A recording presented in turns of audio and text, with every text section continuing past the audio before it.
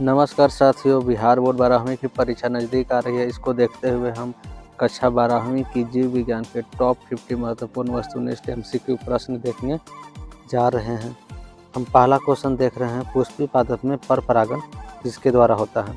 तो पर परागण यानी कि क्रॉस कराना है।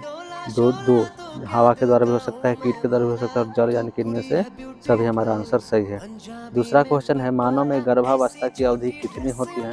तो मानव में होता है 9×27 270 दिन, और बाकी 9 महीने के एक एक दिन एक्स्ट्रा जो 31 एक दिन बढ़ गया तो 279 डेज तो है नहीं, तो 280 दिन हम मानकर चलेंगे, 280 दिन। मेंडल के नियम में से स्वतंत्र अपयूहन का नियम किससे संबंधित है। तो स्वतंत्र अपयूहन का मतलब होता है एक जीन दूसरे जीन से स्वतंत्र है। तो इसमें ऑप्शन नंबर हमारा बी हो जाएगा। 2 या 2 से अधिक जोड़ा, 2 होगा तभी एक दूसरे से स्वतंत्र होगा। तो यह नियम जब भी लगेगा स्वतंत्र का, तो 2 या 2 से अधिक गुण जिसमें होंगे उससे यह नियम है उसका फॉलो करेगा। DNA के द्विकुंडली संरचना किसने प्रस्तुत किया था। DNA के सबसे पहले संरचना किसने किया था। तो वाटसन और क्रिक ने 1953 ईस्वी में, और कार्ल्स के द्वारा देखा गया था।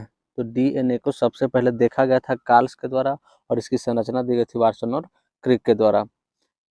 प्रकृति वर्ण का सिद्धांत किसने दिया था। तो डार्विन के द्वारा दिया गया था। चार्ल्स डार्विन की पुस्तक है ऑरिजिन ऑफ स्पीसीज, इसी में इसका सिद्धांत दिया गया है। नेक्स्ट क्वेश्चन है, HIV वायरस किसके कारण होता है। HIV वायरस किस रोग का कारक है। तो यह एड्स का कारण है।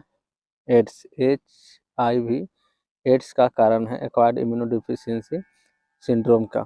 नेक्स्ट क्वेश्चन है कि एक ही प्रजाति के जीवों का समूह क्या कहलाता है। तो जाति कहेंगे या समष्टि कहेंगे।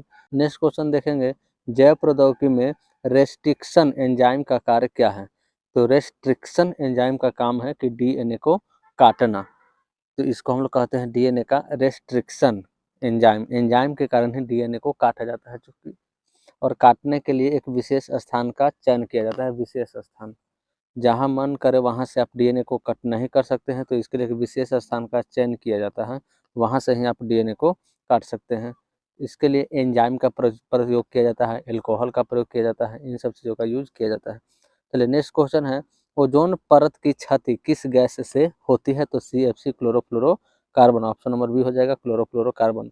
मानव में शुक्राणु कितने गुणसूत्र रखते हैं। तो शुक्राणु एक कहेंगे कि एक युग्मक है।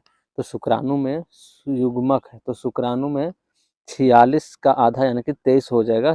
अगर युग्मनज रहता तो 46 हो जाता,